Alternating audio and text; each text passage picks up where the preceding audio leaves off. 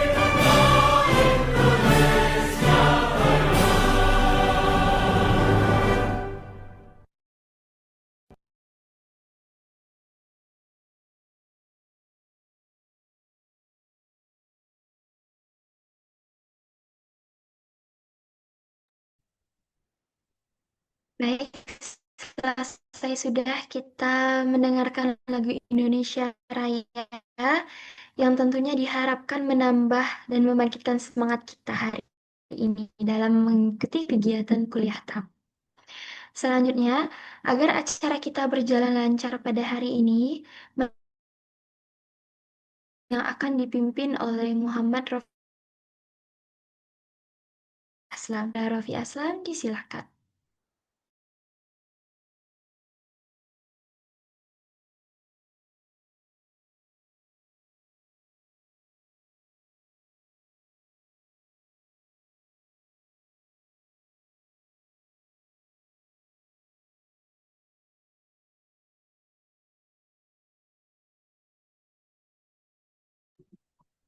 Baik, terima kasih kepada MC. Sebelumnya, apakah suara saya terdengar dengan jelas?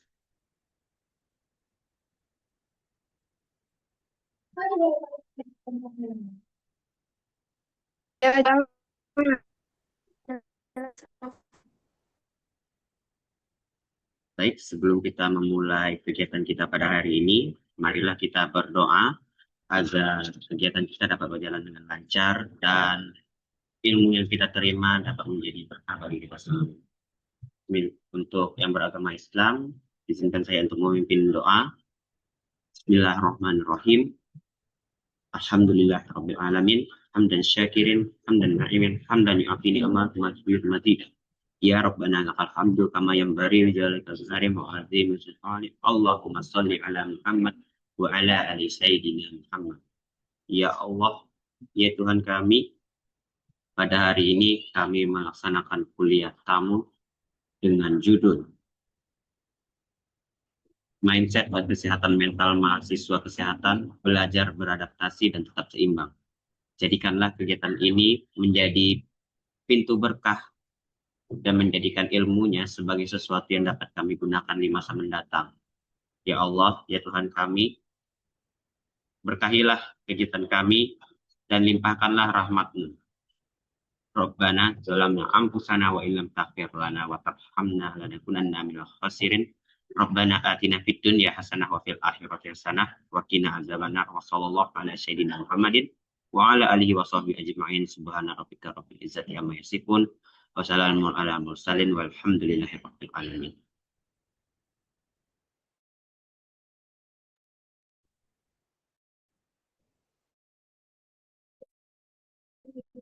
Ya Rabbal Alamin. Terima kasih saudara Raffi Aslam karena telah doa.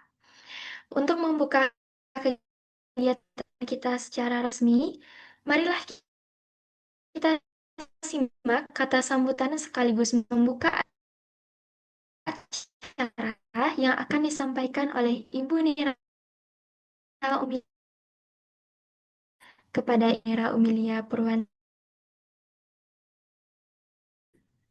Oke, terima kasih kalian menekan depresi karena tidak bisa kita hindari atau kita luputkan, terutama ya untuk mahasiswa farmasi itu perubahan, apalagi yang mahasiswa baru ini dari SMA kemudian tiba-tiba dikejutkan dengan kegiatan farmasi yang seabrak-abrak ya, tiada hari tanpa libur gitu ya, tiada hari tanpa libur ya, tiada hari libur ya rasanya ya.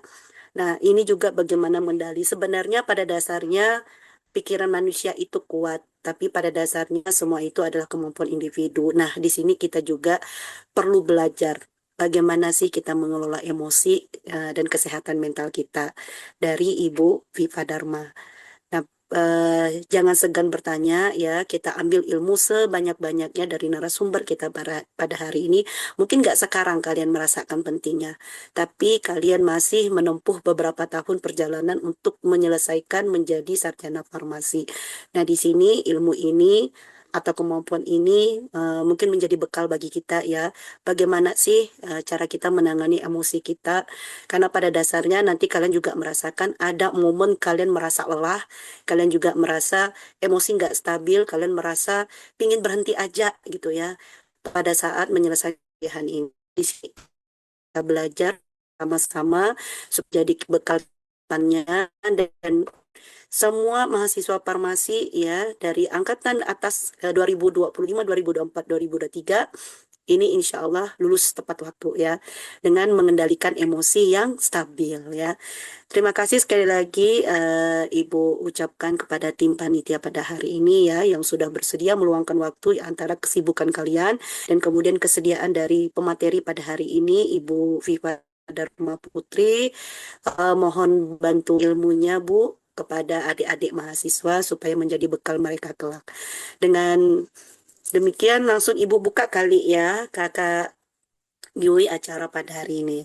Oke, dengan berakhirnya pembukaan dari maka Ibu buka acara kuliah tamu kita pada hari ini.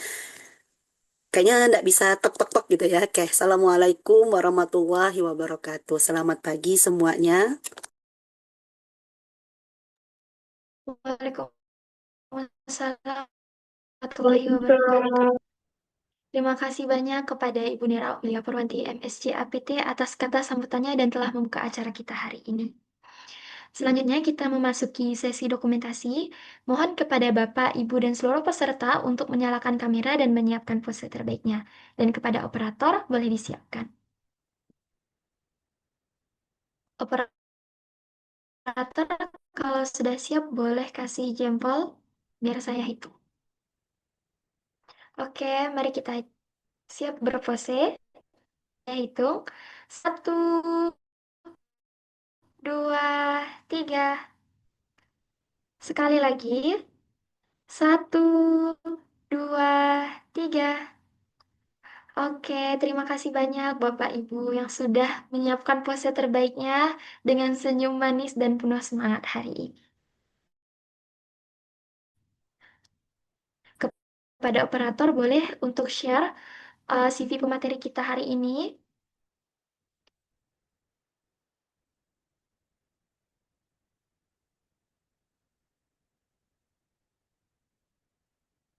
Narasumber kita kali ini adalah Ibu Viva Dharma Putri, SPSI, MPSI, psikolog. Beliau merupakan seorang psikolog klinis yang memiliki minat mendalam terhadap isu kesehatan mental, perkembangan anak, remaja,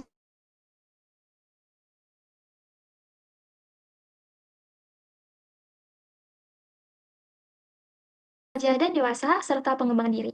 Nah, beliau active listening. Saat ini beliau bekerja sebagai psikolog di Discover Child di Islam IAIN Pontianak sejak 2020 hingga sekarang, tenaga pengajar di jurusan Gizi Poltekkes Kemenkes Pontianak, psikolog di Biro Psikologi Gandur, pemateri dan narasumber dalam berbagai kegiatan, juga pewawancara dalam berbagai kegiatan seleksi kerja dan plasma, serta pernah terlibat dalam tim pakar audit kasus stunting tahun 2022 hingga 2024. Beliau juga bergabung dalam organisasi IPK, Ikatan Psikolog Indonesia, dan pengurus Provinsi e-sport Kalbar. Untuk pendidikan, beliau menempuh pendidikan S Psikologi Universitas Ahmad Dahlan Yogyakarta dan S2 Magister Psikologi Profesi Universitas Ahmad Dahlan Yogyakarta. Pada kesempatan kali ini, beliau akan membahas mengenai mindset dan kesehatan mental mahasiswa kesehatan, belajar beradaptasi dan tetap seimbang. Kepada Ibu Viva Dharma Putri, SPSI, MPSI, psikolog, kami silakan. Terima kasih. Ya, terima kasih saya ucapkan. Dua. Assalamualaikum warahmatullahi wabarakatuh. Waalaikumsalam, Ibu. Oke, terima kasih sekali atas kesempatannya untuk hari ini saya bisa bertemu dengan teman-teman di Fakultas Farmasi Untan. Pertama saya ucapkan kepada Prodi Farmasi, Ibu juga kepada Pak Prodi, Bu Nera Umilia Purwanti, dan menghubungi Ibu Clara.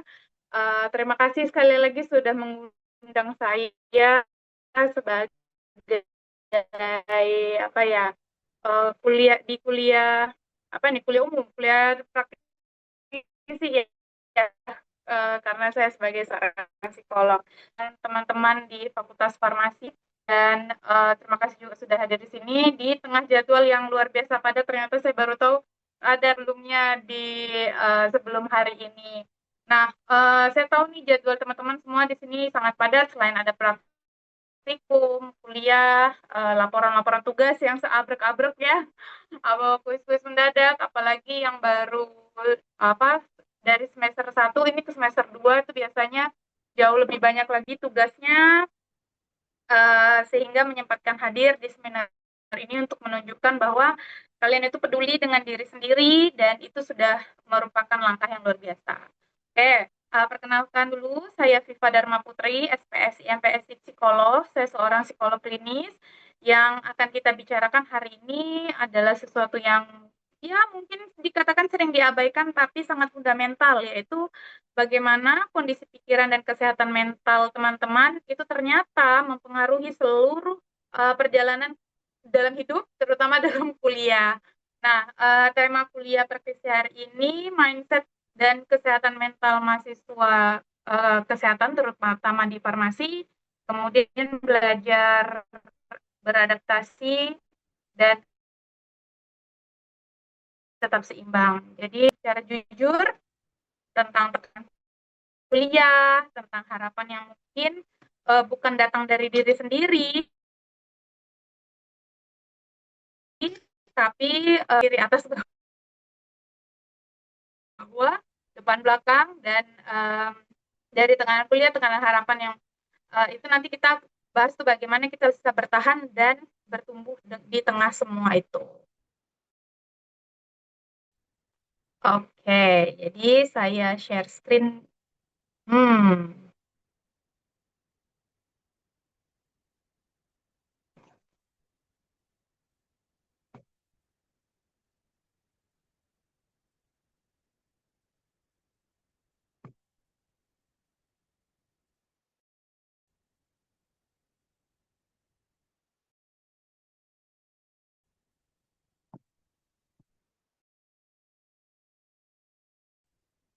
Sudah belum ya?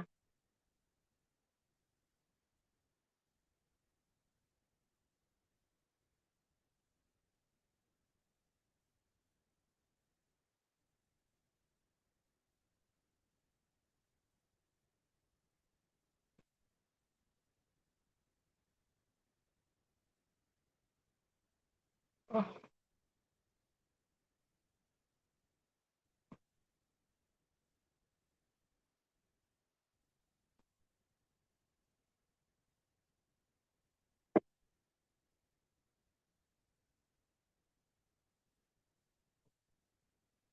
sekarang? Loh, kok keluar lagi? Ya udah deh. Saya coba kirim ke Bu Clara kali ya. Soalnya dia via Google Drive.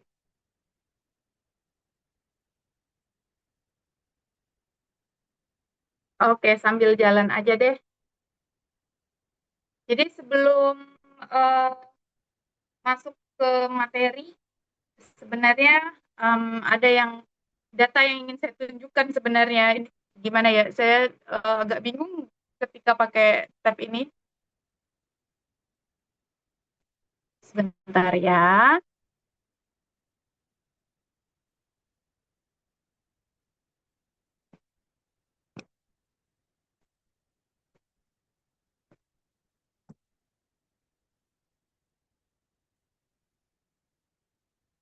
Materinya saya kirim ke Bu Clara bisa?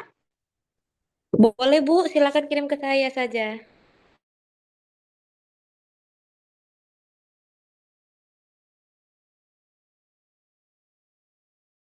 Baik, Ibu.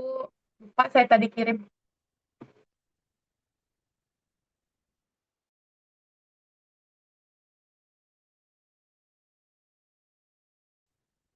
Kita di perkuliahan, kenapa kok kayaknya rasanya nggak bisa bernafas, kayak yang kok nggak habis-habis ya tugasnya. Pernah pernah mengalami hal tersebut? Mungkin boleh Ria. Atau jangan-jangan bukan hanya mahasiswa kali ya, dosen pun iya sama saya.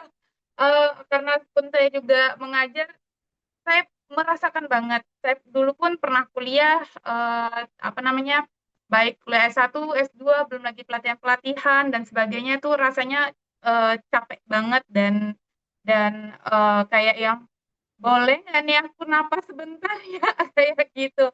Karena em, ternyata itu namanya stres akademik. Jadi stres akademik itu stres yang disebabkan karena adanya banyak tuntutan dari tuntutan akademik, entah baik itu tugas, kemudian menyelesaikan tanggung jawab dan sebagainya.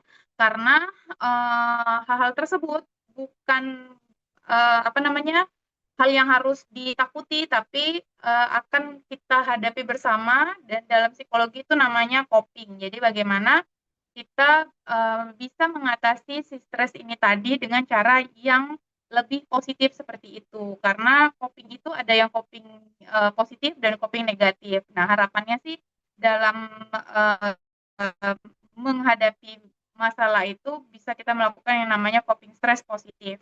Karena kan masalah itu pasti tetap ada ya. Kalau bagi kita orang dewasa kan, aduh capek cari kerja, capek kerjaan tugas dan sebagainya. Tapi bagi anak-anak itu mereka juga ada stresnya. Mereka nggak bisa pakai sendok sendiri, mereka nggak bisa pakai sepatu.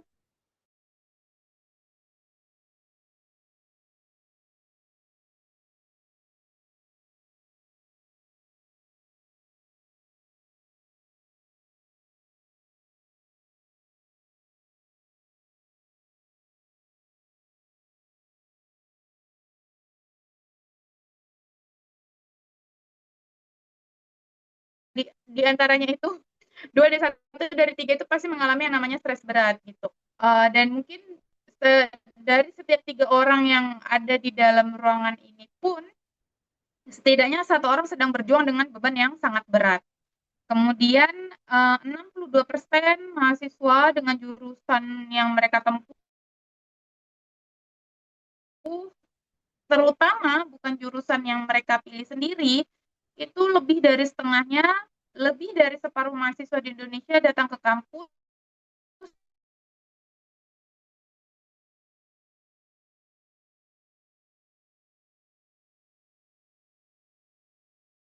itu membawa perasaan jalan yang aku pilih. Akhirnya kuliah jadi males-malesan, kemudian kuliah badannya di mana, pikirannya kemana. Sehingga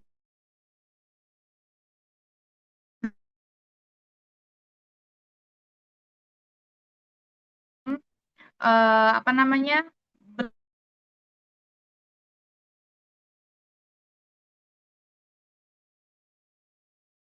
belajar seperti itu. Padahal perjuangan kalian apa dari itu. Nah, jadi hanya itu merasa bahwa ini bukan passion aku. Kemudian yang terakhir itu ternyata 40% eh, mahasiswa itu mempertimbangkan untuk berhenti kuliah. Apakah saya juga? Iya. Jadi pada saat S2 tuh sudah muncul tuh, aduh aku capek banget kuliah, aku mau berhenti gitu. Karena tekanan stres akademik yang pada saat itu nggak bisa saya handle. Sehingga pikiran-pikiran berhenti itu manusiawi dan wajar sekali itu muncul pada setiap orang, hanya aja bukan karena tidak mampu secara akademik, tapi ternyata secara mental dan emosional itu mereka sudah kelelahan. Jadi kalau bisa dikatakan lebih baik capek fisik daripada capek mental, karena capek mental itu kalau capek fisik misalnya ya, kita hari ini aku mau lari deh di jogging track Untan gitu ya kan. Lari, terus karena nggak kebiasa badannya nggak kaget, paling 2-3 hari kemudian yang linu-linu itu hilang. Tapi kalau kelelahan secara emosional ataupun secara psikis itu bisa berlangsung lama, akut, bahkan sampai ke kronis. Kalau sudah sampai kronis, maka mengarah kepada beberapa gejala-gejala gangguan psikologis seperti itu. Sehingga otomatis recovery-nya juga jauh lebih lama daripada kita kelelahan fisik. Sehingga yang 40%, 62% itu bukan hanya sekedar angka statistik, di balik setiap persen ada seorang manusia di balik angka tersebut sedang berjuang sendirian dan apa namanya sedang um, apa ya dengan mungkin uh, beberapa beberapa sisi tidak sesuai dengan apa yang dia ekspektasikan seperti itu. Menunggu share saya. Oke. Nah, jadi um, mungkin sebagian saya mau nanya nih, kayak nih, ada yang memang ini formasi pilihanku. Ada yang merasa seperti itu? Wah, berarti sebagian 40%-nya yang merasa ini, 62%-nya yang merasa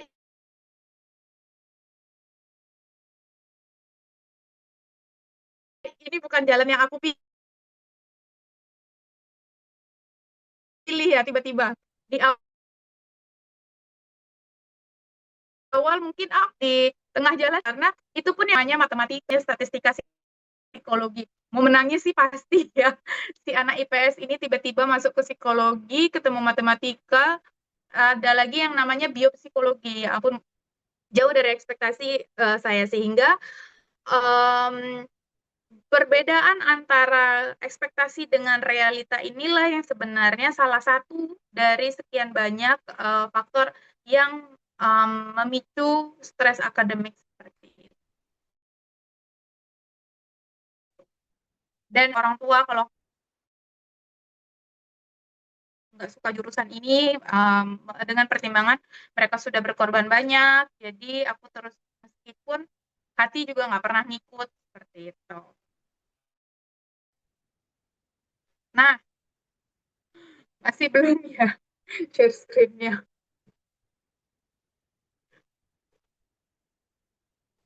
Nah, jadi dalam agenda kita hari ini, kita akan membahas 6 topik secara berurutan, dari realita mahasiswa kesehatan, lalu pemahaman mindset, kemudian kesehatan mental di kampus, lalu strategi adaptasi dan resiliensi, cara menemukan tujuan di tengah situasi yang tidak ideal, dan terakhir adalah informasi tentang apa saja sih sumber dukungan yang tersedia. Jadi em,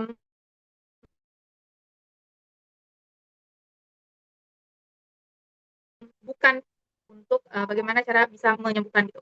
Nanti mungkin ada sedikit sesi tanya jawab dan diskusi ya di akhir. Saya harap teman-teman berani bercerita, mungkin karena seringkali mendengar bahwa orang lain merasakan hal yang sama adalah hal yang paling menyembuhkan, karena merasa bahwa oh aku tidak sendirian, oh ternyata aku ada temennya, oh ternyata ada juga yang mengalami hal-hal yang seperti ini ya, kayak gitu. Jadi kayak prinsip we are in the same boat itu terkadang jauh lebih lebih apa ya melegakan daripada kita nggak pernah tahu ternyata itu juga dialami oleh orang lain.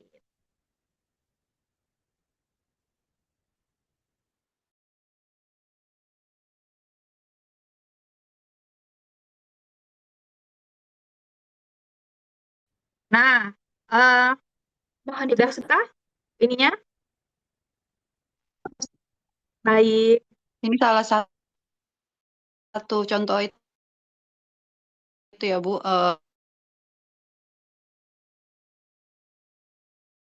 stresor stres. Tiba nggak bisa.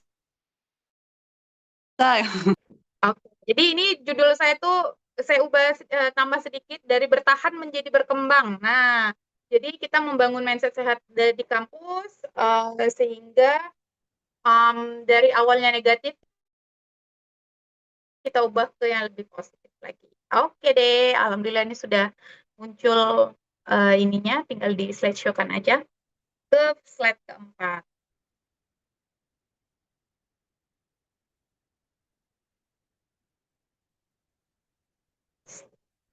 Slide keempat Kak Yu. Oke. Boleh di slideshow kan? F5 kalau bingung.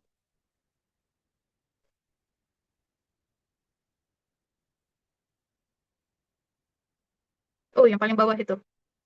Di dekat tanda minus kanan bawah. Kanan bawah. Nah, sebelahnya. Bukan lagi. Kiri. Lagi. Nah, gitu.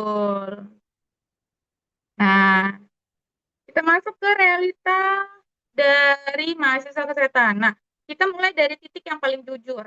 Ya, realita yang kalian hadapi setiap hari sebagai mahasiswa di jurusan kesehatan, terutama di farmasi. Karena tentu banyak hafalan sekali ya. Jadi saya ingin mengajak kalian untuk sejenak melepaskan topeng, tidak ada nilai, tidak ada penilaian dari dosen, tidak ada ekspektasi dari orang tua di ruangan ini.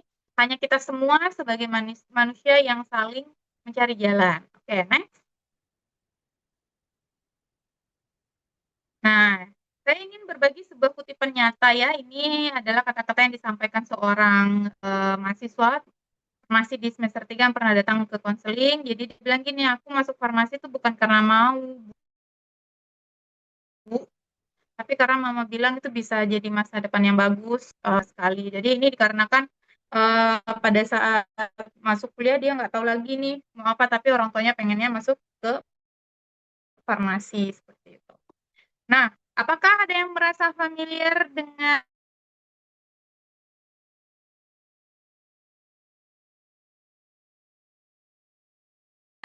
cerita ini?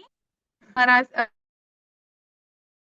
memilih jurusan ini atau karena nilai UTBK-nya kebetulan cocok di sini.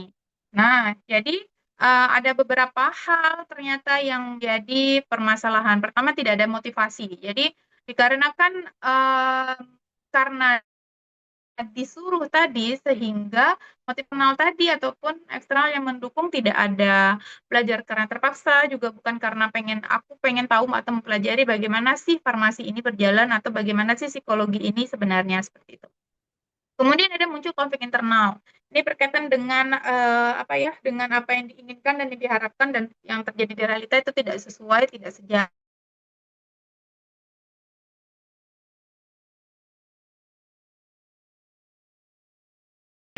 Maka muncul ada rasa bersalah sesuai dengan keinginan, tapi ada juga keinginan untuk berhenti. Tapi kalau dipikir berhenti, nanti kasihin orang tua aku, seperti itu. Kemudian ada isolasi sosial. Nah, ini terlebih lagi kalau misalnya ada seseorang nih, dia merasa aneh di kelasnya, teman-temannya diskusi, antusias, kemudian dia berinteraksi dengan yang lain tentang bagaimana itu obat dan lain-lain. Nah, mereka excited ini kita nggak ngerti kenapa ya nggak bisa merasakan hal yang sama lama-lama, maka karena kita nggak merasa itu akan menarik diri dari pergaulan dan mungkin makan siang sendiri, ke perpustakaan sendiri dan sebagainya, sehingga semuanya akan berdampak pada yang namanya penurunan nilai di akademis, nilainya jelek, kemudian sih kayak apa yang yang C C C C C semuanya kayak gitu. Jadi yang kita munculkan pun jadinya tidak semaksimal yang diinginkan sama orang tua. Oke, next. Nah, sekarang kita masuk nih ke jantung kuliah umum hari ini, yaitu mindset. Ada namanya psikolog Carol Dweck ini dari Stanford University mengidentifikasikan ada 2 jenis mindset yang ternyata ini saling mempengaruhi satu sama lain terkait dengan cara manusia belajar. Mindset ini percaya kalau ternyata manusia itu pasti ada memiliki bakat bawaan lahir dan itu tidak bisa berubah. Namun ada satu lagi namanya growth mindset. Mindset ini dipercaya adalah kemampuan yang bisa berkembang melalui usaha dan pembelajaran. Maka fixed mindset yang dibawa dari lahir itu seperti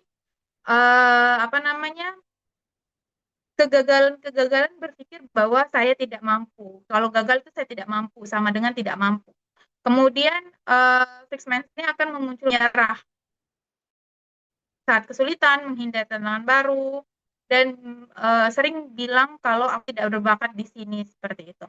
Namun ketika kalau kita percaya bahwa kemampuan itu bisa dikembangkan melalui usaha, maka orang tersebut akan berpikir bahwa aku yang sekarang masih bisa menjadi lebih baik lagi gitu. Oh, kalau aku gagal sekarang, maka nanti aku bisa kok berkembang kembali gitu.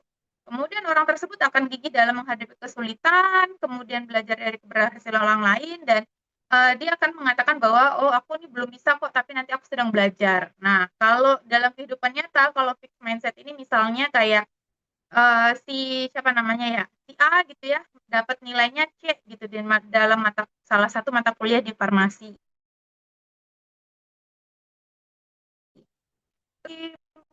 Kimia gitu misalnya ya, dari SMA pun udah susah. Dan akhirnya si A ini karena fixed mindset tadi merasa memang dia dengan strategi belajar yang berbeda, si A ini yakin kalau itu memang udah takdirnya untuk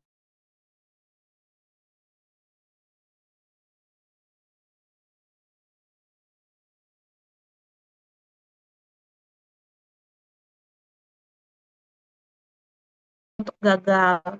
Dan akhirnya nilainya juga tidak pernah membaik dong, karena ingin dan akhirnya orang kiri atau yang tidak cocok atau label-label negatif itu pun akhirnya dia sendiri yang menempelkan ke dalam dirinya. Namun kalau misalnya orang dengan growth mindset, misalnya si B ya, si B dapat nilai C juga sama kayak si, tapi reaksinya beda.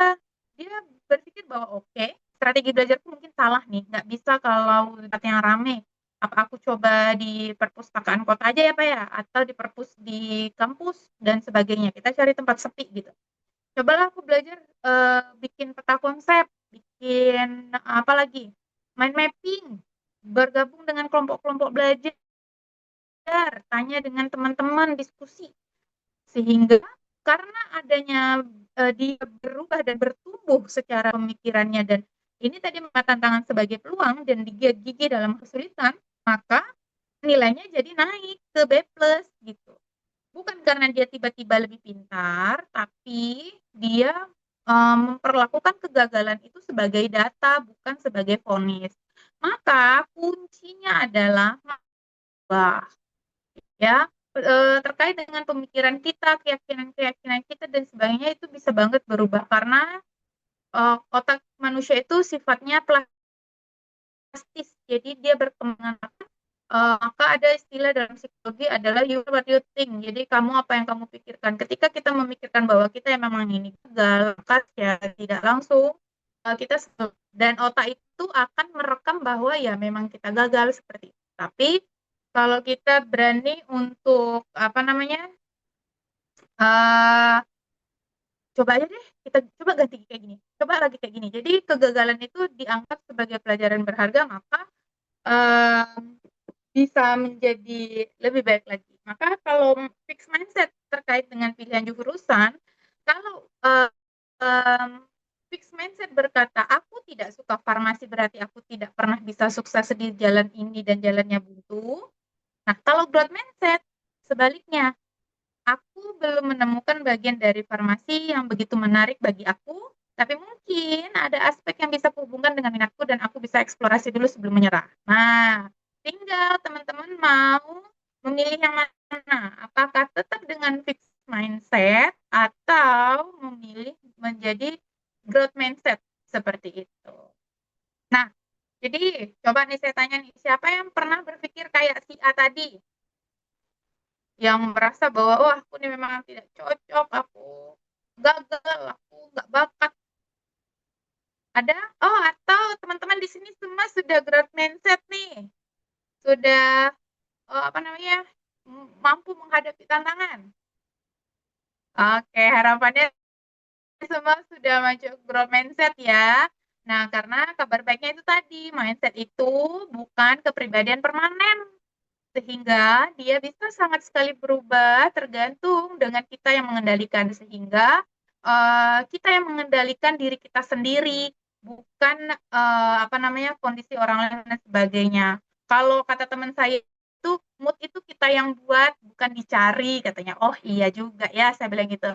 Mood dibuat kayak gimana ya, kita atur deh meja belajar seestetik mungkin, serapi mungkin, atau kalau yang memang lebih senang di keramaian, pergi ke kafe dan sebagainya. Sehingga um, apa ya, pupuklah growth mindset atau buatlah diri untuk growth mindset karena lagi-lagi konsep permanen seperti itu. Nah, next. Jadi kita masuk nih ke topik yang paling jarang dibicarakan secara terbuka, tapi juga paling sering dirasakan, yaitu kesehatan mental. Tinggal di pertanyaan, apakah teman-teman pernah merasa sangat lelah? Tapi bukan lelah fisik nih.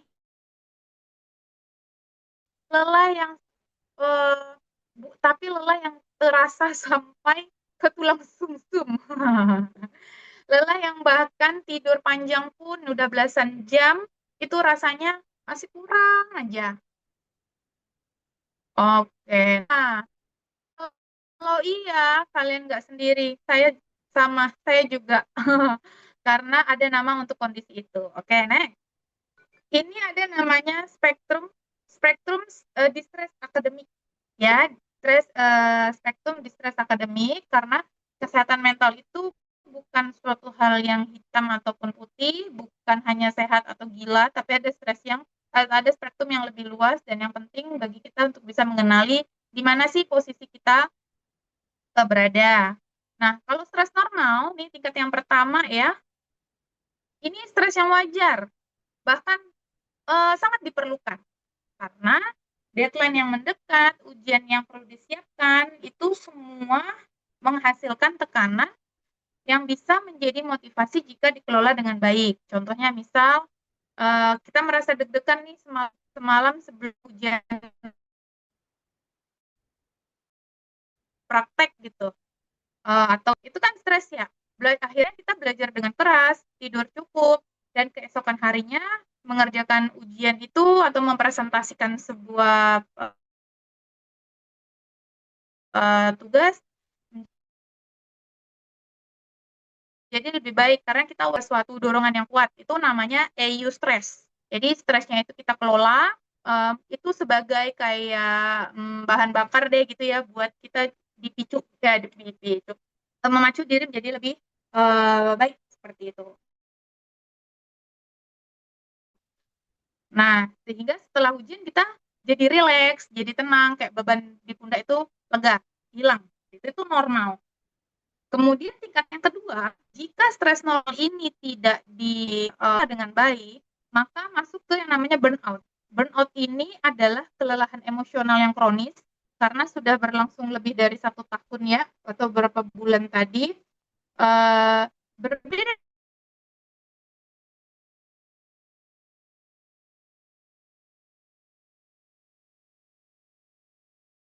dengan stres biasa, burnout ini tidak hilang dengan istirahat singkat, ada gitu. Jadi ciri-cirinya kadang-kadang kita sinis dan merasa tidak efektif meskipun kita sudah berusaha sekeras mungkin.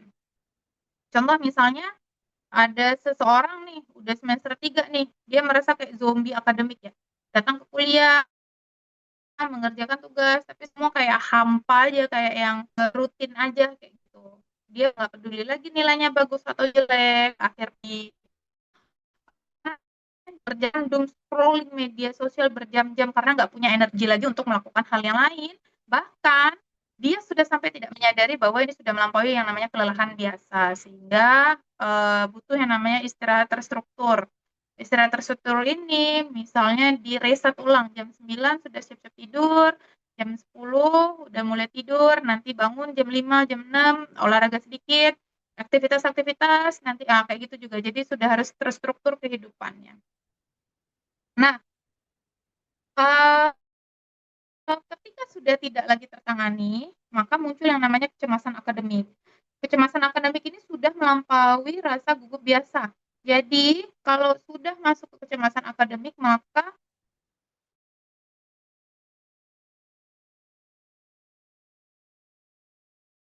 ini sudah bahkan tidak jelas apa yang kita khawatirkan. Kalau misalnya kita mau presentasi besok terus kita gugup nggak bisa tidur, itu normal ya. Tahu jelas apa yang menjadi objek cemas kita. Tapi kalau sudah sampai kecemasan, gangguan kecemasan, maka orang tersebut sudah cemas aja tanpa tahu apa yang dicemaskan dia, sehingga semua hal itu akan menjadi kekhawatiran terus menerus. Nah, muncul juga nih gejala fisiknya nih, jantung berdebar,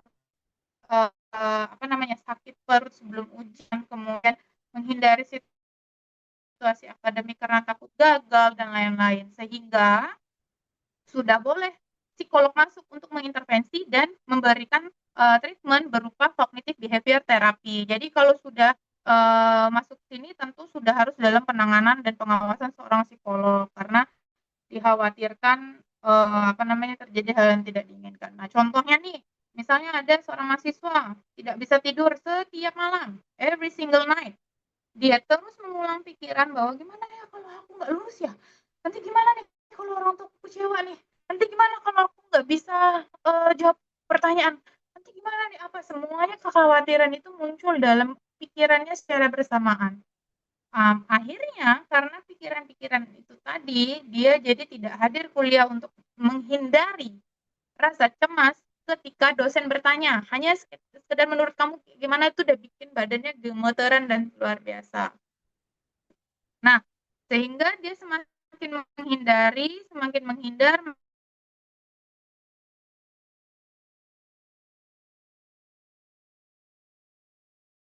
maka semakin kecemasan itu menguat, seperti itu. Nah, ini dan dia terus-terusan lari dari dari kenyataan dan merasa bahwa enggak kok, ini aku cuma overthinking aja kayak gitu ya.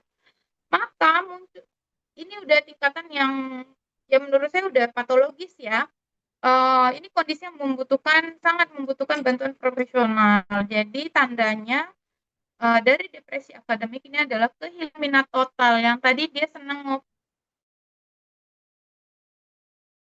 apa segala macam, nongkrong sama teman, dia udah yang terus gitu. Bahkan makan aja dia udah yang nggak minat, perasaan hampa terus menerus, sampai berpikiran negatif.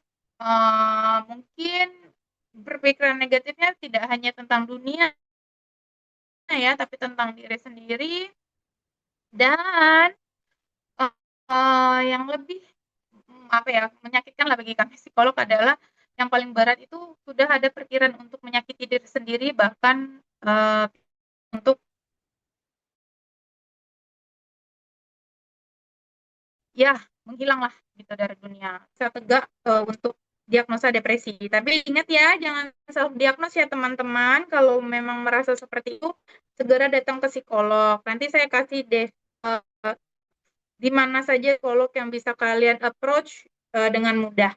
Nah, contohnya nih, misalnya ada seseorang yang dulunya hobi main gitar, main gitaran, eh, dia nggak respon lagi tuh chat-chat dari temennya, dia nge-post dari pagi sampai malam, sampai pagi lagi, nilainya merosot, bukan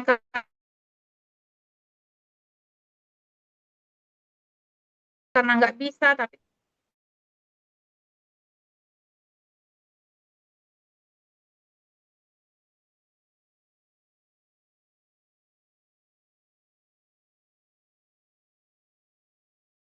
karena dia nggak bisa bangun lagi, energi bahkan untuk buka mata aja nggak punya. Jadi apa kalau bahasa anak sekarang ya, red flag yang harus punya ataupun melihat tanda-tanda ini dari teman kalian, maka bawa dia ke psikolog ataupun ke profesional. Nah, dengan teman-teman membawa teman gitu ya. Ingat, mencari bantuan itu tanda kekuatan, bukan karena kita lemah. Ketika kita mendapatkan bantuan profesional, eh, itu adalah tindakan paling berani yang dilakukan seseorang, dan itu bukan tanda kelemahan. Nah, next. Gimana sih cara mengatasinya? Karena tadi kan kita sudah mengenali masalahnya ya. Sekarang kita di penelitian psikologis dan ini tentu terbukti efektif. Jadi yang pertama adalah self-compassion. Nah, self-compassion ini adalah menyayangi diri sendiri. Coba bayangin, teman kalian datang, ngomong gini, oh aku baru dapat nilai jelek lagi nih, aku bodoh banget. Oh, belum Kak. Nah, betul ini dia. Nah, terus apa yang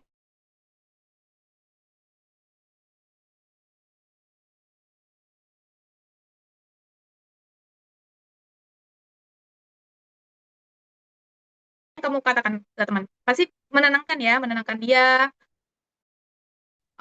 Apa ya pertanyaannya nih, kayak kelembutan yang sama.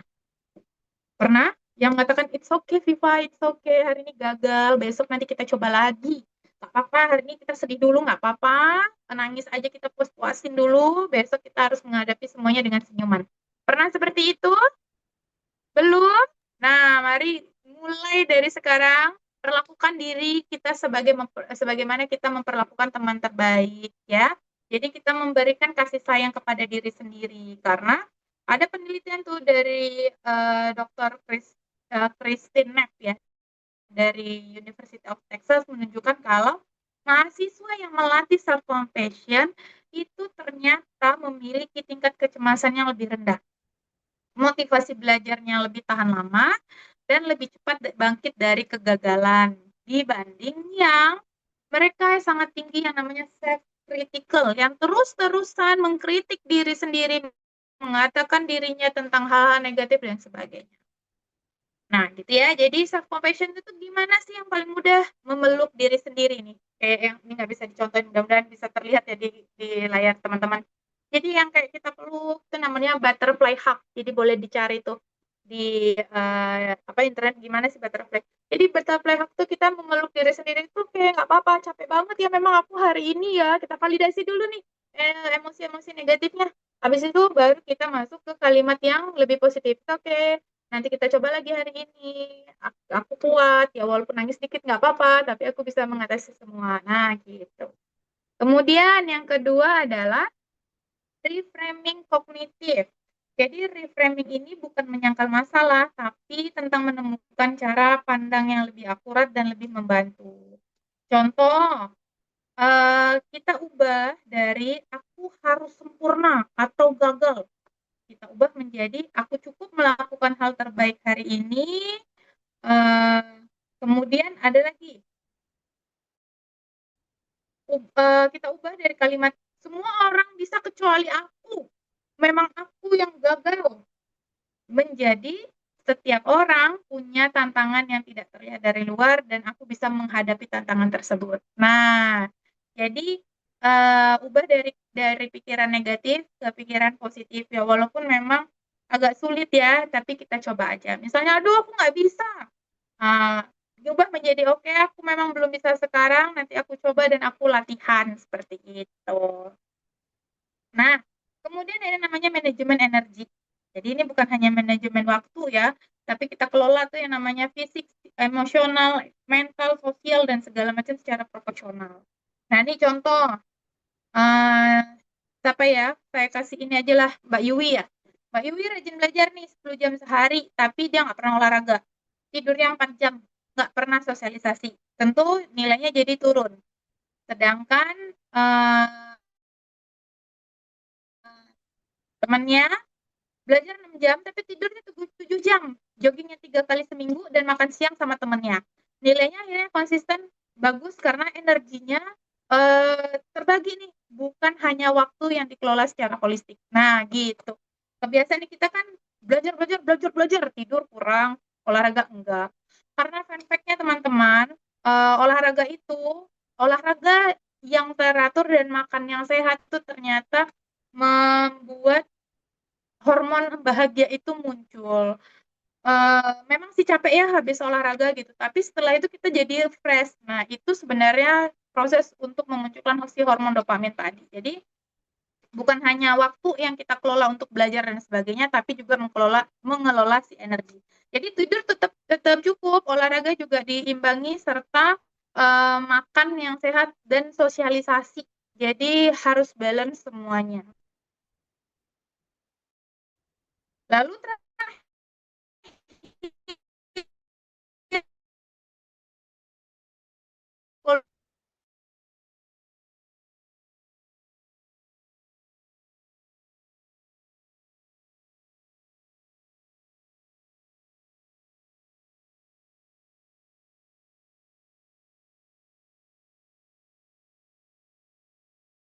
ada ada juga di rumah sakit kota yang di Jeruju. Dan kalau yang di tengah-tengah itu ada klinik utama Sungai Bangkong, ada polisi psikologi, ada 3 psikolog di sana. Sehingga teman-teman nggak ada alasan lagi untuk tidak punya strategi untuk adaptasi dan resilient ini terkait dengan tekanan akademis. Jadi kalau misalnya, aduh mahal ke psikolog, mending duduk di Indomaret aja. Nah, inilah bedanya kalau ke psikolog, kami mendengarkan dengan tulus, tanpa ada penghakiman, dan lebih terstruktur ya. Kemudian kita lebih objektif juga memandang masalah, membantu klien-klien untuk mengurai benang yang kusut, tanpa ada penghakiman dan sebagainya. Karena yang namanya didengarkan dengan unconditional positive regard itu tadi sungguh menyenangkan sekali, daripada nanti kalau sama teman, kalau yang ngerasa mungkin ada yang sedikit banyak, ada yang adu nasib dan sebagainya. Sayangnya nggak gratis, tentu bayar, tapi jauh lebih murah dibandingkan pergi ke psikolog swasta seperti itu. Seingat saya 50.000 apa berapa di bawah itulah. Kalau di klinik utama Sungai Bangkong sama di RS tuh sekitaran 50.000 gitu deh. Tapi kan sebanding ya, karena kalau kita datang ke dokter juga kurang lebih segitu gitu. Kalau dokter itu menyembuhkan masalah fisik, maka psikolog dan psikiater itu menyembuhkan masalah psikis. Sama-sama sakit, cuma beda ini aja. Benar, benar itu kopi. Sekarang kopi aja udah 25.000 satu cup kan. Jadi ya boleh deh dicicil apa namanya datang untuk approach ke psikolog seperti itu. Ya, oke, next. Jadi kita menemukan nih, ya nomor 5 Kak, menemukan yang namanya tujuan di tengah jalan. Jadi di bagian ini mungkin yang paling personal karena kita akan bicara tentang sesuatu yang jarang dibahas secara terbuka, bagaimana meneruskan perjalanan ketika jalan tersebut bukan yang jalan kamu pilih sendiri. Saya nggak bohong bilang semua akan baik-baik saja jika kamu tetap semangat, enggak ya. Saya juga tidak akan bilang berhenti kuliah kalau memang nggak bahagia. Karena situasinya jauh lebih kompleks dari itu, yang kita lakukan adalah berlatih 3 langkah rekonsiliasi. Yang pertama, terima kenyataan dengan jujur. Ya, akui bahwa iya aku capek, iya aku nggak suka kuliah di farmasi, iya aku ini bukan pilihan idealku, ya. Mengakui hal tersebut bukan kelemahan. Jadi kalau misalnya capek-capek nyari validasi ke orang lain, kenapa nggak ngevalidasi diri sendiri kayak gitu ya? Jadi ini titik awal jujur. Kemudian temukan koneksi kecil. Koneksi kecil ini coba deh kita lihat ya. Di setiap bidang ilmu itu pasti ada sudut-sudut tersembunyi tapi bersinggungan dengan minat kita. Mungkin yang kita tahu kan farmasi obat-obatan aja ya, yang dalam kotak. Tapi farmasi sebenarnya menyentuh teknologi, bisnis, komunikasi kesehatan, penelitian, pendidikan, bahkan seni visual gitu. Jadi misalnya kita nggak suka nih kimia gitu ya, tapi suka desain grafis, komunikasi, sehingga dia ketemu nih passionnya kuliah ketika dia bergabung dengan BEM, sehingga dia membuat konten edukasi kesehatan di Instagram dan dia belajar bagaimana mengkomunikasikan informasi obat kepada masyarakat awam dengan cara yang lebih menarik secara visual, sehingga karena dia tertarik ini si visual desain visualnya inilah yang menjadi jembatan dia untuk belajar farmasi jauh lebih menyenangkan gitu ya. Jadi kita bisa kok mencari celah menikmati kuliah ini walaupun yang di awal tidak passionnya menjadi ternyata kalau kita lihat dari sudut pandang yang lain cukup menyenangkan juga seperti itu. Jadi uh, kita nggak pakai kacamata kuda, kita perluas pandangan tersebut dan jauh melihat lebih luas seperti itu. Dan terakhir kita definisikan ulang sukses. Budaya kita kan mendefinisikan sukses itu sempit ya. Contohnya kayak nilainya harus A, nilainya tinggi, cum laude, lulus cepat, kerja bagus, PNS gitu, gaji besar. Tapi sebenarnya definisi itu seringkali bukan milik kita. Itu definisi yang diwariskan. Sehingga faktor Viktor Frankl ini yang penemu logoterapi, psikiater yang selamat dari konsentrasi camp Nazi itu menulis seperti ini. Kita tidak bisa selalu memilih kondisi kita, tapi kita selalu bisa memilih respon kita terhadap kondisi tersebut. Sehingga motivasi intrinsik yang berupa belajar karena ingin tahu, karena ingin peduli, karena bermakna bagi kita adalah sumber energi yang paling bertahan paling lama. Jadi ini Viktor Frankl ini yang melihat bahwa di setiap kesulitan itu ada sesuatu hal yang bisa memudahkan kita. Jadi ini tadi motivasi intrinsik bukan karena kita ingin tahu, bukan karena takut nilai, tapi menjadi sumber energi yang paling tahan lama. Oke, next Kak. Nah, ini kita hampir selesai dan saya ingin menutup hal yang paling praktis. Kapan dan bagaimana teman-teman seharusnya mencari bantuan profesional? Karena masih ada stigma ya, pergi ke psikolog itu apa? Gila gitu ya. Oh, dia gila tuh udah masuk ke psikolog tuh. Lemah tuh gitu ya. Apalagi dia stres berat tuh kayak gitu. Nah, saya ingin dengan tegas membantah tersebut. Jadi pergi ke psikolog itu sama normalnya dengan pergi ke dokter gigi kalau sakit gigi, pergi ke dokter jantung kalau sakit jantungnya, atau pergi ke dokter kulit kalau misalnya kulitnya bermasalah. Jadi kita kan ke nakes nggak perlu kalau sakit gigi kan nggak perlu giginya hancur dulu kan ya baru ke dokter seperti itu ya. Sama jika ke psikolog kita nggak harus nunggu gila dulu kalau kita ke psikolog seperti itu. Maka teman-teman semuanya segera cari bantuan jika mengalami yang pertama, merasa sedih dan kosong dan hampa dan gamang selama lebih dari 2 minggu berturut-turut.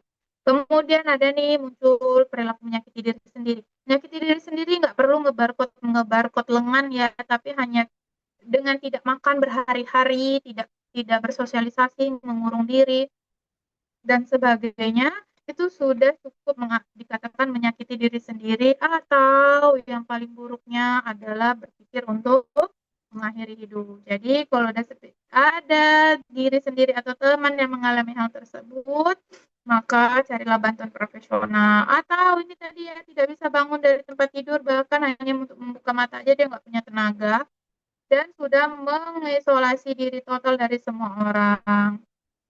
Apa namanya, panik berlebihan dan terasa di luar kendali seperti itu. Maka carilah dukungan yang tersedia. Misal yang pertama adalah konselor kampus. Ini untuk BK ya, gratis ya, biasanya juga ada di setiap kampus. Kemudian tentu dosen PA, pembimbing akademik. Lalu ini seingat saya gratis nih, Into the Light Indonesia ya, hotline-nya 119 extension 8. Ini adalah layanan kesehatan jiwa 24 jam. Jadi teman-teman bisa menelpon ke ini, boleh di screenshot ini teman-teman. 119 extensionnya di 8. Jadi kalau memang ada masalah apa segala macam, telepon Into the Light Indonesia. Dan yang terakhir adalah komunitas teman sebaya. Jadi ada peer group atau peer counselor. Ini bisa membantu teman-teman apa namanya, tidak tidak merasa sendirian seperti itu. Nah, untuk Into the Light Indonesia ini komunitas pencegahan bunuh diri dan dukungan teman sejiwa, dan 119 extension 8 ini adalah hotline Kemenkes. Ya, layanan psikologis 24 jam gratis gitu. Jadi, kalian tidak perlu menjelaskan semuanya dengan sempurna, cukup datang dan katakan, saya sedang tidak baik-baik saja dan tidak tahu harus mulai dari mana. Itu sudah cukup. Sisanya adalah tugas psikolog untuk menggali dan bertanya. Seperti itu. Oke. Next. Nah, kita sudah menempuh perjalanan yang cukup panjang ya hari ini. Saya ingin menutup dengan sebuah cerita sederhana. Jadi ada sebuah mahasiswi, sebut aja mungkin namanya Nadia ya, masuk ke farmasi karena ibunya bermimpi punya anak apoteker. Semester pertama dia menangis hampir setiap malam, semester kedua mempertimbangkan untuk berhenti, semester 3 akhirnya dia ke konselor kampus. Konselor itu tidak menyihirnya untuk menjadi tiba-tiba mencintai farmasi, tapi dia membantu Nadia menemukan pertanyaan yang berbeda, bukan apakah aku menyukai ini, tapi psikolog tersebut menemukan pertanyaan bahwa apa yang bisa aku lakukan dengan kuliah di farmasi ini, sehingga Nadia menemukan passionnya di farmasi komunitas, yaitu berinteraksi dengan pasien, mendampingi orang sakit, dan hingga kini menjalani perkuliahannya hingga selesai. Dan nilainya memang tidak terlalu gemilang, tapi dia bangun setiap pagi dengan tujuan yang jelas, sehingga ini tadi kamu tidak sendirian ya. Setiap orang punya perjalanan yang berbeda-beda. Yang penting bukan dari mana kamu memulai, melainkan kemana kamu memilih bertumbuh. Jadi itu ya tadi seperti judul di depan, yang kita inginkan adalah bertumbuh. Dan 4 hal, ada satu apa ya, yang ingin saya sampaikan, kamu nggak perlu mencintai setiap momen perjalananmu, kamu hanya perlu terus bergerak, bertumbuh, dan percaya bahwa versi dirimu yang lebih baik sedang menunggu di ujung jalan. Dan 4 hal yang saya titipkan ke teman-teman untuk dibawa pulang hari ini adalah, pertama, know yourself, kenali dirimu, pahami pola pikir, kondisi emosional, dan sebagainya. Kemudian yang kedua adalah rawat mentalmu, karena kesehatan mental itu bukan kemewahan, tapi adalah basic need ataupun kebutuhan dasar dari manusia. Lalu cari bantuan, minta bantuan. Tidak ada yang harus menanggung semuanya sendiri. Dan yang terakhir, tetap bertumbuh, karena setiap hari ada kesempatan untuk menjadi versi yang sedikit lebih baik.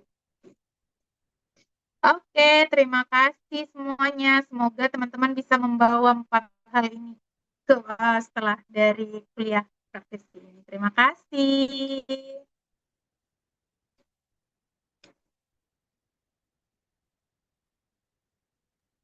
Baik, terima kasih banyak Ibu Viva Dharma Putri atas pemaparan materinya yang sangat membuka wawasan kami mengenai kesehatan mental, terutama untuk anak kuliah gitu ya. Ternyata baru kami ketahui bahwa ada tingkatan stres gitu. Jadi nggak yang dikit-dikit, aduh tugas banyak, burn out deh. gitu. Aduh, burnout nih tugasnya banyak gitu. Oh, ternyata masih ada tingkatan-tingkatan lagi gitu. Ternyata masih di tahap normal. Lalu untuk penyampaian materi dari Ibu Viva Dharma, kita akan memasuki sesi diskusi setelah penyampaian materi. Kepada para peserta yang ingin bertanya, disilakan untuk menuliskan pertanyaannya di kolom chat atau menggunakan fitur raise hand. Silakan Ibu Sahira. Oke, saya izin bertanya duluan ya ke kakak semua. Soalnya materi kita nih seru banget, terus juga relate sekali dengan eh, kehidupan sehari-hari karena yang namanya manusia itu kan pasti berhubungan dengan stres gitu ya, kepribadian, kemudian juga masalah gitu. Ya, jadi Bu, kan sekarang kita kan Ibu saya lihat juga dari CV sebagai pengajar ya, Bu Viva, bahwa terkadang tuh kalau kita ingin mengajar ya ke mahasiswa, mahasiswa itu cenderung seperti tidak berminat untuk belajar. Mohon maaf ya mahasiswa ya, atau kayak udah capek gitu ya sebelum belajar gitu ya. Apakah ini pengaruh dari stres atau memang minat belajar atau tren belajar yang sekarang itu sudah berubah? Dan apa ya yang bisa kita lakukan sebagai pengajar? Tentunya kita kan tetap ingin apa yang kita infokan ke mahasiswa ini bisa mereka terima ya, mereka serap gitu ya. Jadi nggak cuman masuk telinga kanan, keluar telinga kiri seperti Ibu ya. Biar kita sama-sama dua arah. Nah, mungkin dari Bu Viva bisa memberikan insight buat kami dosen-dosen seperti itu.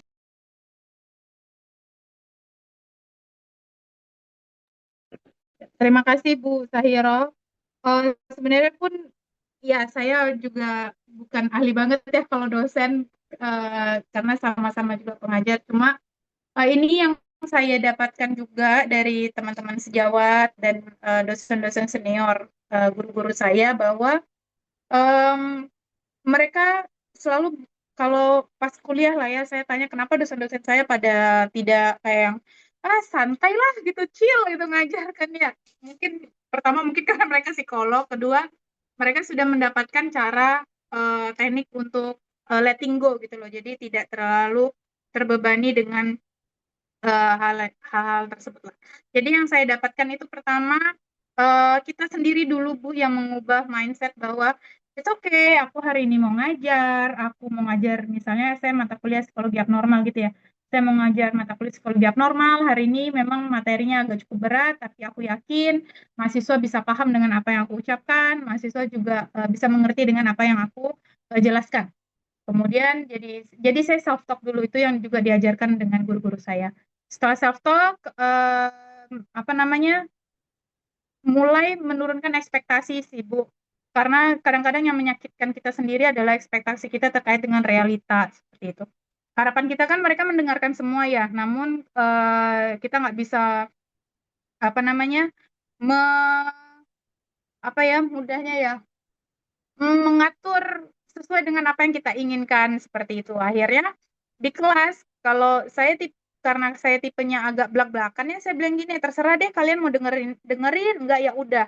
Karena saya yakin dari 20 sekian mahasiswa itu pasti ada yang mau mendengarkan saya dengan baik seperti itu. Sehingga fokus saya hanya kepada orang-orang yang apa namanya mendengarkan.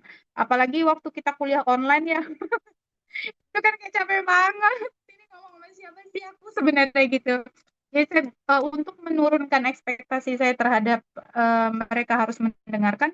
Jadi saya ngomong gini, saya nggak ada mempermasalahkan kalian open cam atau tidak, itu terserah kalian. Yang penting saya sudah memberikan materi dengan baik, saya sudah menjelaskan, saya tetap dapat gaji. Kalian kalau mau sambil tiduran bahkan tidur sekalipun ya terserah. Tapi tentu kalian yang rugi, ya rugi waktu, rugi uang, rugi kuota, rugi tidak mendapatkan materi dan sebagainya. Sehingga karena kalian sudah dewasa, jadi pilih jalan kalian sendiri seperti itu. Karena apa ya ketimbang kita terlalu banyak ini agak sharing aja lah ya. Timbang terlalu banyak kita berekspektasi seperti itu, jatuhnya kan sakit kalau memang tidak sesuai dengan yang kita harapkan gitu. Itu juga dengan mahasiswa, sebenarnya ketika kita datang dengan mood yang nggak bagus, dengan energi yang nggak bagus, itu secara tidak langsung teman-teman mahasiswa tuh merasakan energi tersebut. Ya Pak, iya teman-teman, apalagi kita yang datang dengan yang bete nggak jelas itu kerasa sekali, sehingga dengan caranya menetralkan energi negatif tadi sambil dari duduk itu udah self talk yang positif. Ini yang memang aku capek banget juga ya nih ngajar udah kelas keempat gitu misalnya ya. Karena saya juga pernah nih ngalamin sehari itu 4 kelas kayak yang udah di ujung nyawa saya udah di sini. Jadi saya bilang ke mahasiswa, saya mohon pengertiannya ya, ini sudah jam keempat saya ngajar, saya tahu kalian lelah, saya pun juga lelah, sehingga kita sama-sama saling memahami, dan sekarang juga saya sedang regulasi emosi gitu loh. Jadi agar tidak bentrok nih sinyalnya tadi negatif ke negatif, maka sebelum masuk ke kelas tadi kita yang sudah menetralkan tadi gitu. Jadi pas masuk dari ruangan dosen sampai ke kelas tuh saya yang self talk positif, itu oke Viva, nggak apa-apa, capek memang naik turun dan lain-lain, tapi kita dengan misi untuk memberikan ilmu dan lain-lain gitu. Jadi gitu sih Bu kalau dari saya, dan yang saya dapatkan dari guru-guru saya seperti itu. Apalagi kalau kuliah S2 dan profesi itu kan kita dari jam setengah 8 sampai jam 8 malam ya. Kuliah S2 itu juga melelahkan. Tapi saya lihat tuh kenapa dosen-dosen saya tidak pernah kayak yang bete ya gitu. Ternyata ya seperti itu tips yang saya dapatkan dari beliau-beliau. Ada dosen-dosen seperti itu. Wah, Tampak tampak mudah memang teorinya. betul-betul Bu. Tapi ya sih sedikit banyak beberapa kali mungkin kita mempraktekkan yang seperti Ibu ceritakan ya. Karena memang kan mahasiswa juga sudah berbeda ya dengan kalau kita bandingkan dengan konsep kita waktu kuliah dulu ya. Wah. Jadi daripada kita sama-sama sepaneng kan, nah, jadi harus ada yang legowo juga gitu ya Bu. Ini mungkin sedikit cerita ya. Jadi waktu itu agak panas tuh kondisi suasana kelas, panasnya memang literally panas gitu. Jadi AC-nya lagi mati, kipas aja. Jadi kan iklim dan kondisi ruangan itu kan mempengaruhi psikologi seseorang dalam belajar ya. Beda dengan di ruangan kita, dingin kan tentu jauh lebih nyaman gitu. Terus mereka ribut-ribut, saya udah sepaneng, terus saya bilang, tolong dikondisikan kelasnya. Saya tahu di sini juga panas, saya juga panas. Dengan kondisi seperti ini agak mengganggu mood saya sebenarnya, dan saat ini sekarang ini saya sedang meregulasi emosi. Jadi tolong kerjasamanya agar kita tidak sama-sama meledak di kelas ini kan gitu. Jadi dengan saya self disclosure gitu dengan mahasiswa, sehingga mahasiswa pun tahu kondisi apa yang sedang saya alami. Dan sejujurnya saya nggak juga menggunakan topeng faking good saya yang berwibawa kayak gimana sih. Tujuan self disclosure kan agar lawan bicara paham dengan apa yang terjadi pada kita seperti itu. Gitu ya, memang jadi dosen itu juga melelahkan teman-teman. Lelah sekali. Kita harus ada punya tanggung jawab untuk menyampaikan materi, kita punya tanggung jawab untuk membuat mahasiswa menjadi paham, ada tanggung jawab juga untuk berhasil menyampaikan apa yang kita inginkan, yang seharusnya ada di kurikulum seperti itu. Karena ini ya mungkin dosen-dosen di sini relate.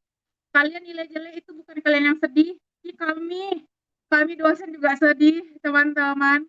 Stres juga kami tuh kayak berpikir, loh kok curhat ini jadinya, kayak apa yang salah ya dari pengajaran saya, apa yang salah dari cara kami mengajar, apakah ada yang kurang seperti itu.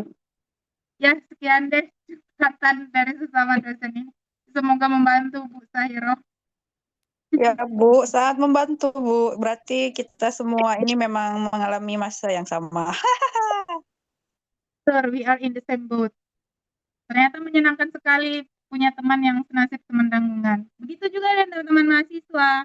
Kalian juga pasti merasa hal yang sama, sehingga bukan cari teman yang untuk adu nasib ya, tapi mencari teman yang bisa menjadi support, sehingga oh ternyata kita sama-sama memiliki stres nih. Ayo gimana caranya kita bisa sama-sama keluar dari stres ini dan membuat stres ini dari di stres ini stres yang malah membuat kita menjadi tidak produktif, kita ubah menjadi eustress. Jadi stresnya ini bernilai positif seperti itu.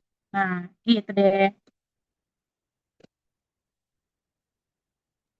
Itu Mbak Oke, Juwi.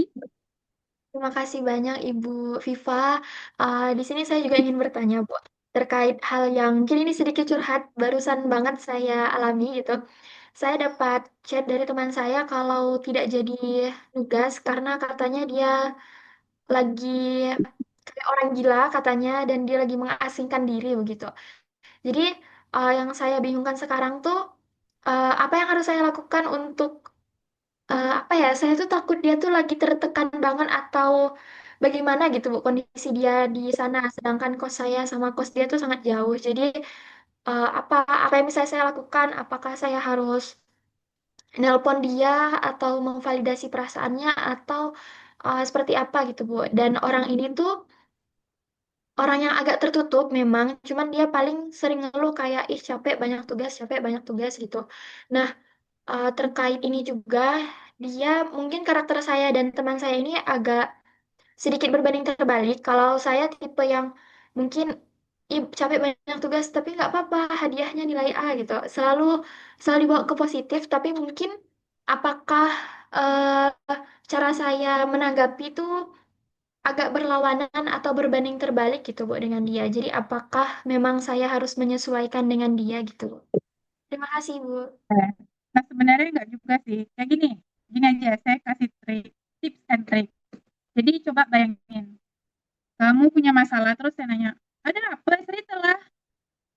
Sama saya ngomong kayak gini, kalau kamu mau cerita, kontak aku kapanpun, aku siap mendengarkan. Mana yang lebih menyenangkan?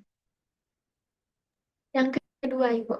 Kedua, artinya kita tidak memaksa dia untuk bercerita, tapi kita menyediakan diri. Kita membukakan pintu untuk dia kapanpun datang. Artinya, kalau yang kamu bisa lakukan adalah, oke, aku kasih kamu waktu untuk sendiri, tapi jangan lama.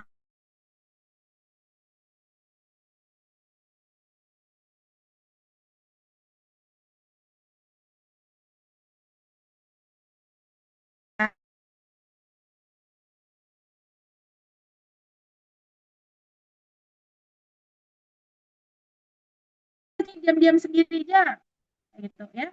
Jadi kan kalau kita ngomong kayak gitu kan merasa didesak ya. Tapi yang kita bisa lakukan adalah membuka. Kalau kamu mau cerita, cerita. It's okay. Kapanpun kamu mau cerita, insya Allah saya mencoba untuk meluangkan waktu untuk mendengarkan. Nah, pada saat mendengarkan pun ya dengarkan dengan empati, tanpa menyela. Benar-benar kita yang dengerin dia gitu. Tapi kalau memang misalnya kok dirasa berat, kayaknya ini masalahku ini udah berat, boleh enggak kita ke psikolog, nanti aku kawankan. Aku temankan ke pendaftaran, kau enggak sendiri, aku pasti bantu. Jadi yang seperti tadi, tidak perlu banyak teman, yang penting ada satu teman yang bisa menjadi faktor protektif itu udah cukup bagi orang tersebut seperti itu. Karena dulu pun pernah saya di fase yang aku capek banget ini kuliah mau berhenti aja gimana, boleh nggak gitu. Tapi ada satu teman saya yang benar-benar narik saya dari jurang itu, dia cuma bilang gini, oh kalau kamu mau cerita apapun kamu telepon aku, kamu kabarin aku, kalau kamu lagi error ayo kita pergi gitu. Jadi ketika ada orang yang meluangkan waktunya untuk kita dan tidak memaksa kita untuk bercerita, itu rasanya senang sekali seperti itu. Dan saya ekstrovert nih, ekstrovert garis keras. Teman saya hampir semua, bahkan adik-adik saya itu introvert. Tapi dengan tidak memaksa dia untuk bercerita, dan kita pun benar-benar apa ya tulus ingin membantu, dan orang lain pun apa ya merasakan ketulusan itu, tanpa kita minta pun dia akan bercerita seperti itu. Jadi jadilah faktor protektif bagi dia dan sedia apa ya ready lah untuk dia ketika dia bercerita gitu ya. Baik, terima kasih banyak Ibu. Di sini ada pertanyaan baru nih Bu dari Rofi. Sebelumnya terima kasih atas penyampaiannya Ibu. Sebelumnya saya izin bercerita. Saat kecil saya itu digadang-gadang sebagai gifted karena selalu mendapat ranking. Meskipun tidak ada tekanan dari ortu, tapi stigma bahwa saya itu yang paling pintar itu selalu muncul di lingkungan manapun. Hal ini juga muncul di lingkungan kuliah. Nah, saya ini sebenarnya tidak masalah dengan hal ini, namun kadang saya merasa ada tekanan dari hal ini yang membuat saya harus lebih sedikit melakukan kesalahan dengan laporan dan tugas yang juga kadang secara tidak langsung ditujukan kepada saya sebagai ketuanya. Bagaimana saya harus menyikapinya karena saya juga merasa lelah selalu menjadi frontline. Oke, siapa nih? Oh, Mas Rofi Alsam ya. Eh, capek banget ya, rasanya selalu pengen diandalkan gitu ya, kayak nggak punya ruang sendiri untuk diri sendiri, capek, lelah banget rasanya, selalu dianggap nomor satu padahal kita merasa ya kita biasa aja seperti itu. Yang bisa dilakukan kalau saya adalah latihan asertif, Kak. Belajar untuk berani, iya pengen nyender. Kita jadi senderan terus, kapan kita nyendernya ya? Capek banget gitu. Yang bisa dilakukan adalah belajar asertif. Asertif itu mengungkapkan apa yang kita pikirkan dan kita rasakan tanpa menyakiti hati orang lain, dan kita juga tidak merasa bersalah setelah mengungkapkan hal tersebut. Jadi contoh paling gampang nih, misalnya Mas Rofi ditunjuk jadi ketua atau jadi frontliner tadi, ya bilang aja maaf, untuk saat ini saya belum bisa untuk jadi ketua ataupun menjadi apapun lah gitu, karena saya masih ada pekerjaan lain, dan khawatir kalau saya menjadi ketua nanti tidak apa namanya menjadi maksimal. Saya yakin teman-teman yang lain juga ada kok yang kepengen untuk menjadi ketua. Tampak mudah, betul, tapi butuh latihan dan energi yang luar biasa untuk menyampaikan kalimat asertif tersebut gitu. Jadi um, rumusnya apa yang saya pikirkan dan saya rasakan dan solusi. Nah itu. Jadi nggak boleh tuh kalau mau bikin pelatihan asertivitas atau datang deh ke psikolog gitu. Kalau memang Mas Rofi pengennya cowok bisa ke Saigon untuk gimana ya Pak saya untuk bisa asertif dan lain-lain, karena asertif itu skill, harus dilatih. Nggak semua orang bisa menyampaikan apa yang di kepalanya dengan cara yang tepat. Kalau kita terlalu belak-belakan, itu namanya agresif. Kalau kita terlalu diem dan memendam semua, itu namanya pasif. Maka yang benar adalah asertif, di tengah-tengah. Kita nggak juga menolak, kita juga nggak menerima, tapi kita mampu untuk mengungkapkan ketidakinginan kita atau penolakan kita dengan cara yang lebih elegan. Seperti itu. Dan itu harus dilatih. Gitu. Ya, Mas Raffi benar, semangat deh. Karena kalau di satu sisi kita senang, tapi bisa kayak terus-terusan mendapatkan apa ya, tanggung jawab itu kan melelahkan juga. Melelahnya lelah bukan fisik tapi lebih lelah mental gitu ya. Dan kalau memang butuh latihan, saya sarankan tetap ke psikolog. Nanti diajarin tuh sama psikolognya bagaimana cara asertif, bagaimana cara mengungkapkannya. Untuk sementara coba aja tuh, boleh cari di Google namanya asertivitas, gimana bisa menyampaikannya. Tapi kalau memang saran saya tetap harus bantuan psikolog untuk latihannya karena kami ada modulnya seperti itu. Itu seperti kayak treatment lah ya, intervensi. Gitu ya, Mas Rofi. Saya nggak bilang bersemangat, tapi ya jalanin dan harus berani untuk menyampaikan ketidaksetujuan, jangan terus-terusan menjadi apa ya, yes man ataupun mengexcuse segala macam dengan dalih kamu kan bertanggung jawab seperti itu. Ada kalanya kita lelah dengan tanggung jawab tersebut dan ingin istirahat ya, gitu.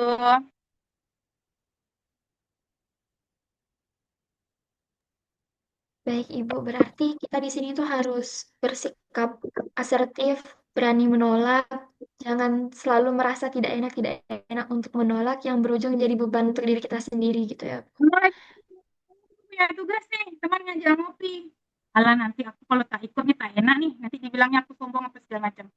Kan akhirnya jadi pasti ya mengorbankan kepentingan kita. Gimana caranya jadi asertif? Maaf untuk hari ini aku belum dulu lah, aku masih ada tugas. Mungkin naik lain waktu kalau misalnya tugas aku udah selesai, aku bisa ikut lagi dengan kalian. Untuk kali ini belum dulu gitu. Jadi jangan mengesampingkan kepentingan orang di atas kepentingan pribadi. Kalian juga berhak kok. Ingat self compassion ya, menyayangi diri sendiri. Ya, sehingga dengan seperti itu apa namanya? Bukannya kita apa ya? Tega enggak demi diri sendiri karena diri sendiri berhak kok jadi dapatkan prioritas itu gitu. Tapi memang harus latihan. Betul-betul itu skill dan nggak semua orang bisa untuk apa ya menyuarakan apa yang dia pikirkan dan dia rasakan, tapi juga tidak semua orang bisa menerima yang namanya penolakan. Nah, kalau si orang tersebut tidak bisa menerima penolakan dan dia malah marah, it's not your problem. Dia yang bermasalah, berarti bukan kita. Ingat teman-teman, dia yang bermasalah. Kita sudah mengucapkan dengan cara yang baik, tapi ternyata dia yang tidak di apa tidak terima, berarti masalah ada di dia bukan di kita. Seperti itu. Baik Ibu, terima kasih banyak ya Ibu atas insight-nya kepada kami. Nah, di sini ada yang ingin bertanya lagi nih Bu dari Berlian Rizky Putra. Bu, saya ingin bertanya, saya merasa selama kuliah profesi ini sangat tertinggal dibanding yang lain, dibuktikan dengan nilai saya yang terus menurun. Saya juga gap year 5 tahun, cukup kesulitan memahami materi selama perkuliahan dan di tempat magang. Terkadang saya jadinya sering sekali down dan mempengaruhi mental saya. Saya mencoba untuk belajar sebisa saya dan juga saya sambil cari uang buat membiayai kuliah. Kebetulan saya bayar kuliah sendiri selama di profesi ini. Yang saya ingin tanyakan, saya butuh sarannya apa yang harus saya lakukan saat ini agar setidaknya saya bisa keluar dari situasi mental saya yang down terus. Jawaban saya cuma satu, ke psikolog, Mas. Laki-laki kan ya yang nanya ya? Oke, ke psikolog, ke psikolog. Saya tidak tahu permasalahan apa yang kamu hadapi sekarang di luar masalah perkuliahan. Saya rasa pasti ada masalah lain ini yang mungkin saja menjadi faktor penyebab. Jadi kuliah itu hanya menjadi pintu masuk aja, tapi sebenarnya masih ada masalah-masalah lain di belakang itu yang mungkin sadar atau tidak sadar mempengaruhi perkuliahan, sehingga tetap saran saya ke psikolog sehingga nanti dibantu untuk mengurai benang kusutnya tadi. Jadi bisa jadi ini apa namanya masih masih pikiran saya aja ya. Saya rasa ini bukan perkuliahan menjadi penyebab utamanya, tapi ada masalah yang lain yang mungkin tidak mungkin diceritakan di sini ya kan ya, gitu. Atau itu tadi ada di puskesmas ada 3 di Saigon, laki-laki, sisanya perempuan ya, hanya laki-laki dia. Pak Gulbudi Himami, kemudian di Kampung Bali ada sama Jalan Tani itu perempuan, eh, di puskesmas, di rumah sakit Sudarso dan kota, kemudian di klinik utama Sede Bangkong. Tapi saya rasa mau laki-laki mau perempuan sama aja ya. Kami kan sudah disumpah profesi untuk membantu klien apapun gendernya, latar belakangnya dan sebagainya. Hanya saja tergantung kliennya apakah mau membuka diri kepada psikolog tanpa topeng seperti itu. Dan jangan khawatir Mas, saya pun pernah ke psikolog ya, psikolog putus psikolog. Eh, Sehingga ketika saya error, saya cari psikolog karena tentu dokter bedah nggak bisa membedah dirinya gitu. Jadi kami psikolog pun membutuhkan psikolog. Apalagi waktu pranikah, waktu saya sebelum menikah pun saya ke psikolog karena harapannya saya tidak mau membawa masalah, maksudnya membawa apa-apa yang terjadi sebelum menikah ke dalam dunia pernikahan seperti itu. Jadi jangan takut dan jangan malu untuk ke psikolog. Ke psikolog bukan kalian lemah, tapi itu salah satu cara untuk kalian menyayangi diri dengan cara mencari bantuan. Yaitu tadi kalau kita sakit gigi ya ke dokter gigi gitu. Kalau kita jerawatan ya kita ke dokter kulit. Ya sama kalau ada masalah dengan kondisi mental yang Mas saya rasakan tadi, kuliahnya jadi nggak nilainya menurun apa segala macam, datanglah ke psikolog gitu. Karena kita nanti bantu sama-sama untuk mencari apa yang terjadi pada diri individu sehingga bisa diajarkan nih bagaimana untuk coping seperti itu. Ya, jangan ragu dan khawatir untuk psikolog.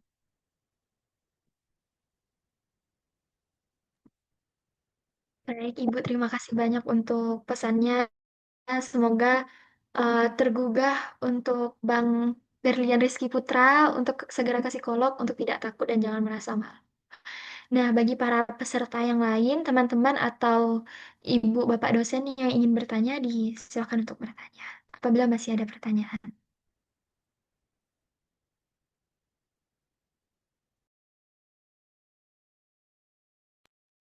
Baik, selesai sudah sesi diskusi kita karena waktunya hampir habis.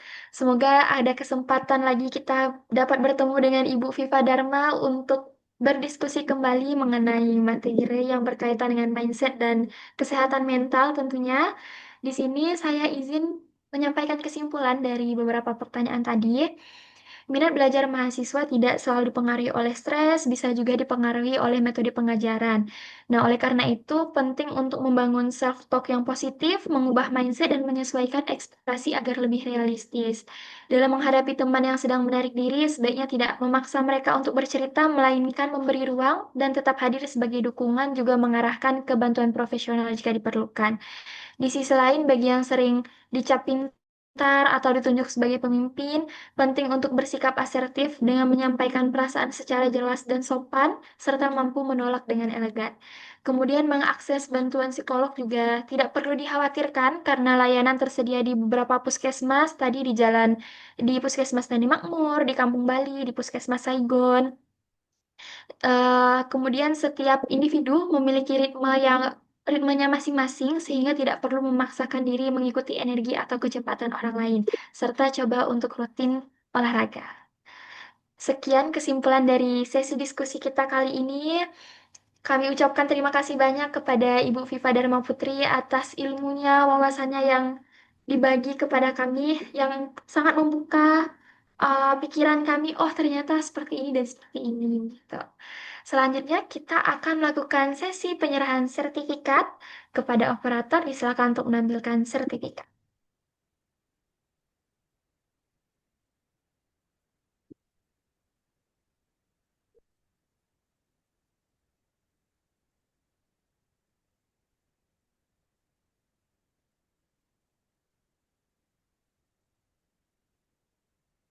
Baik, Ibu, boleh bersiap untuk sesi dokumentasi bersama sertifikatnya. Saya hitung. 1, 2, 3. Sekali lagi. 1, 2, 3. Oke. Selesai sudah sesi penyerahan sertifikat, kita memasuki sesi dokumentasi kembali. Kepada teman-teman para peserta, Bapak Ibu dosen disilakan untuk menyalakan kamera dan menyiapkan pose terbaiknya. Operator, jika sudah siap boleh kasih jempol. Oke, mari nyalakan kamera dan tersenyum. Saya hitung. 1, 2, 3. Sekali lagi. 1, 2, 3. Oke. Baiklah, Bapak, Ibu, dan rekan-rekan sekalian. Alhamdulillah kita telah sampai di penghujung acara kuliah tamu. Mindset dan kesehatan mental mahasiswa kesehatan, belajar beradaptasi dan tetap seimbang hari ini. Kami mengucapkan terima kasih sebesar-besarnya kepada narasumber hebat kita, Ibu Viva Dharma Putri, SPSI, MPSI, psikolog, atas ilmu yang telah diberikan, dan kepada Bapak Ibu dosen yang telah mendampingi hingga akhir, serta kepada seluruh peserta atas partisipasi aktifnya. Semoga kegiatan ini memberikan manfaat akademik dan menjadi pengayaan keilmuan bagi kita semua. Akhir kata, saya Yui Listia selaku MC pamit undur diri. Mohon maaf apabila terdapat kekurangan selama memandu acara. Wassalamualaikum warahmatullahi wabarakatuh. Terima kasih dan sampai jumpa. Assalamualaikum warahmatullahi wabarakatuh. Terima kasih, Wi dan semuanya. Dadah semuanya. Terima kasih Bu kesempatannya. Terima kasih juga ya, Bu Viva. Sehat bahagia selalu. Oke, saya izin pamit. Selamat siang semuanya. Assalamualaikum.